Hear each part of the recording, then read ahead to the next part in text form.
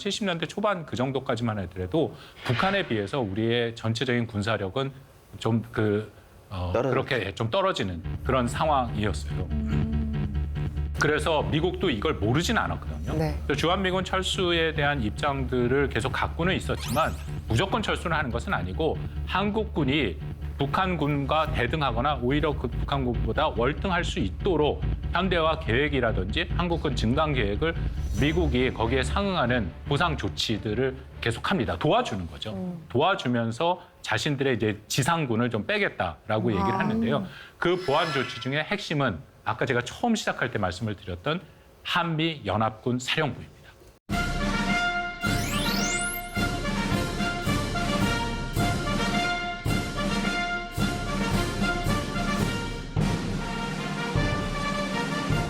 굉장히 큰 의미가 있거든요.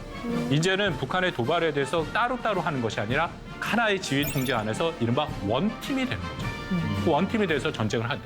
그냥 상식적으로 따로따로 하는 것보다 원팀이 돼서 전쟁을 하면 훨씬 더 전쟁 수행 능력과 억제 능력이 향상되는 거죠.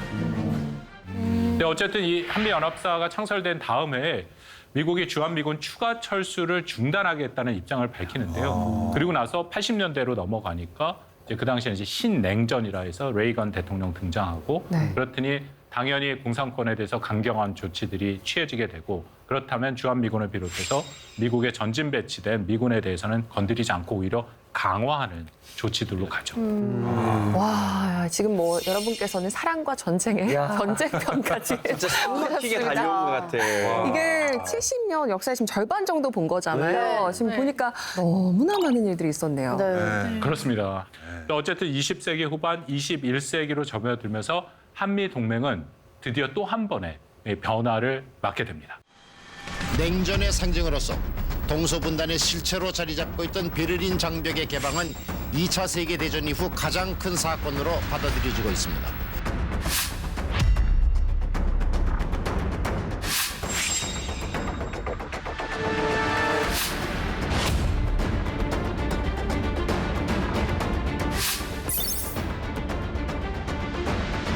우리의 핵무기는 미국의 핵 위협과 적대시 정책이 존재하는 한 죽어도 건드릴 수 없다. 7차 핵실험 역시 언제든지 가능할 것으로 평가했습니다. 그 이후에 한미동맹은 어떻게 된다고 봐야 될까요? 제가 한번 질문을 역으로 드려보고 싶어요. 되면 주한미군이 여기 필요하고 한미동맹이 필요할까요? 필요할 것 같습니다. 어떤 상황이 되냐면 그렇게 얘기해요. 혹시 저는 평화를 원하거든요. 가정의 평화부터 좀 지키시고. 걔는 말로 안 돼. 평화주의자.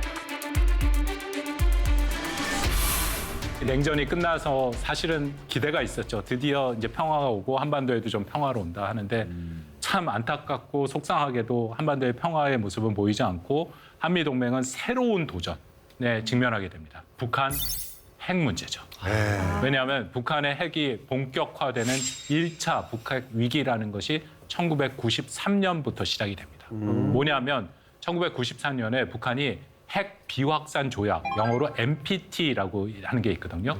거기에 1993년에 탈퇴 선언을 합니다. 그러니까 NPT에 있다라는 것은 핵무기를 개발하지 않겠다라고 얘기를 하는 건데 NPT에서 나온다는 것은 본인들이 핵무기를 확실히 개발하겠다라고 하는 것을 밝히는 거죠.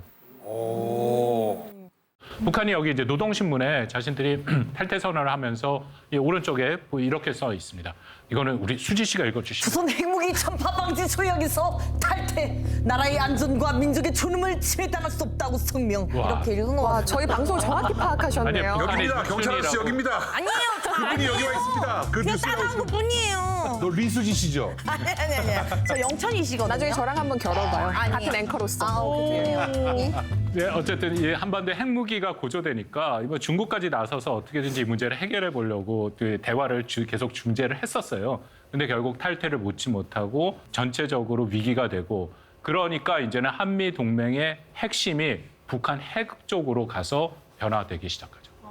왜냐하면 여러분 생각해 보세요. 우리는 핵이 없잖아요. 근데 그렇기 때문에 우리가 핵에 대해서 방어를 미국한테 의존할 수밖에 없지 않습니까? 그게 미국이 이제 이른바 확장 억제라는 개념인데요. 한국이 뭐 당연히 북한이 뭐 주 대상일 텐데 그런 핵으로 공격하면 미국이 갖고 있는 모든 자산, 그거는 재래식 전력일 수도 있고 핵무기일 수도 있고 그것을 통해서 한국을 방어해 준다라는 거예요. 네. 그렇다면은 한미 동맹의 핵심 주요 기능과 목표가 이제는 90년대부터는 북한 핵에 대한 대응으로 맞춰져 있고요. 근데 더불어서 이때부터 동맹의 영역과 공간, 범위도 확장이 됩니다. 그래서 그 첫 번째 시작이 가치라는 얘기가 나오기 시작합니다. 함께 같이 아니 그 민주주의의 그 가치, 네. 밸류가 더 뭐 어려워. 평화의 가치, 인권의 그 가치, 가치. 뭐 이런. 맞습니다. 이게 한국과 미국은 자유민주주의 국가잖아요. 예. 그러면 자유민주주의라는 가치를 공유하게 되지 않습니까? 그러니까 이제는 동맹이 더 나가서 발전하기 위해서는 가치를 공유하는 국가끼리 그것을 내세워서 가야 된다. 이게 처음 시작이 2008년 부시 대통령과 이명박 대통령이 한미 정상회담에서 이제 한미 동맹이 군사 동맹에서 가치 동맹으로 가자는 21세기 새로운 전략적 동맹 관계를 선포하게 돼요. So what does that mean? Well, it means we work in ways to deal with 21st century problems. 이것은 그만큼 한국이 국력이 이제 더 높아지기 시작했어요. 그러니까 예전같이 일방적으로 미국이 제공해 주는 것을 우리가 받는 그런 상황이 아니라 이제는 정말 대등한 차원에서 우리의 역할과 책임이 더 늘어날 수 있는, 충분히 그렇게 할 수 있는 역량이 되기 시작한 거죠. 그러면 그게 동맹이 점점 대칭적으로 동등한 형태의 동맹으로 가는 모습. 그게 올해 한미동맹 70주년에 있었던 한미 정상회담에서 다시 한번 확인이 됩니다. 네. 가치에 기반한 동맹 70주년이다라고 얘기합니다.